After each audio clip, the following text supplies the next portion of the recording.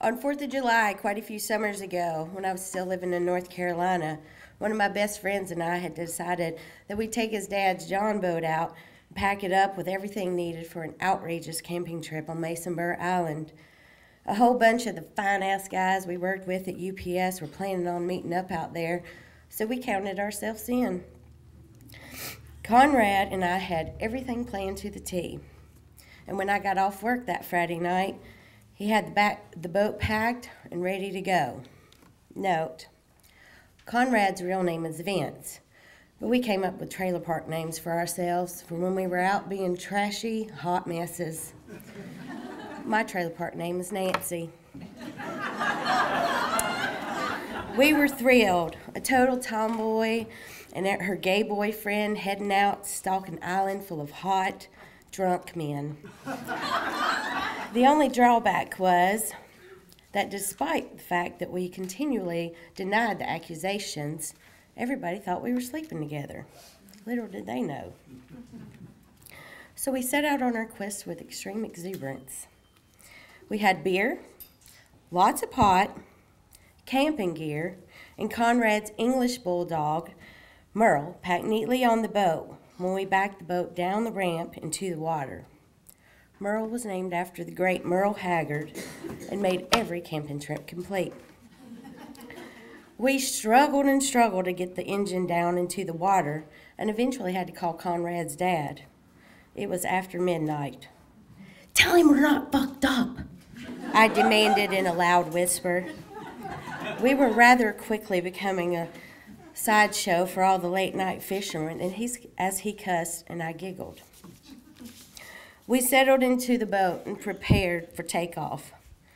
Conrad tried the engine more times than I could count and cussed under his breath, while I waved at our growing audience.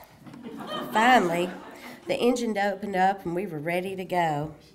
However, the one thing we hadn't thought about was the fact that the boat would have to be turned around since the John boat didn't have reverse.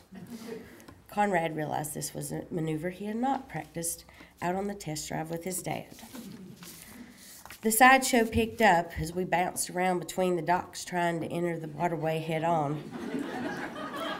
After much ado, we made a triumphant entrance into the waterway. We did a circle to pick up the act, but halfway through the engine pooped out. Conrad tried to get it started again, and between tugs yelled at me for my uncontrollable laughter. We were rescued within minutes when some other boaters saw our dilemma and pulled us back to the loading dock.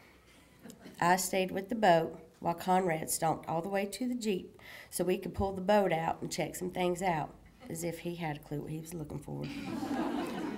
After some tinkering, the boat was sitting on the trailer, running like a champ.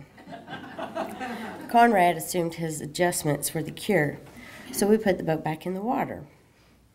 As we pulled away from the dock yet again, we got cat calls and cheers as we made our way into the sound. We waved back at our audience and made some redneck whooping sounds. Woo-hoo! And then the engine pooped out again.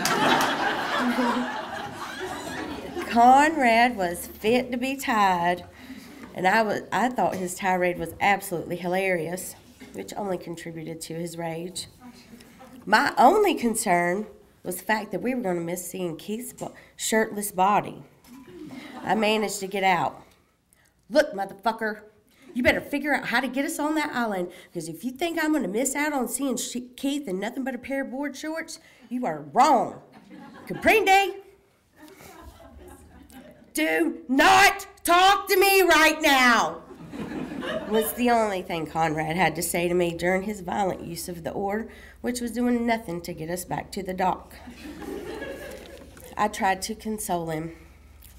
"Maybe we should smoke a joint. Maybe that would help your attitude." At the same time, I was looking, pointing at Merle humping Conrad's sleeping bag. "I tell you what would help my attitude. You shutting the fuck up." By this time, we had drifted quite a ways from the dock. I wasn't worried, though, because we were still in hollering distance, and I knew another boat would be by soon enough. Sure shit.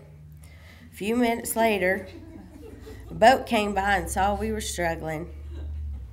They asked if we needed help and towed us back to the dock for the second time that night. The late-night fishermen heckled us. I yelled out to them, "That's our show for tonight. Thanks for coming out, folks." And then I curtsied. Conrad said nothing. He stomped all the way to the Jeep, backed the trailer in the water, had the boat loaded up in record time. After Conrad got in the Jeep and slammed the door, he proclaimed, "Fuck that boat and fuck that island. We are camping on the north end of the beach tonight." We finally made it out to the north end of Carolina Beach at 3 o'clock in the morning, at which time we made very good use of the beer and pot supply we brought with us. The next morning, when we roused ourselves from the dead, we got out of the tent to find that there was just as many, if not more, hot, shirtless men than there would have been on the island. After we picked up a big sandy turd Merle dropped in front of our tent, we looked around, gave each other a high five, as we realized our efforts had not been in vain.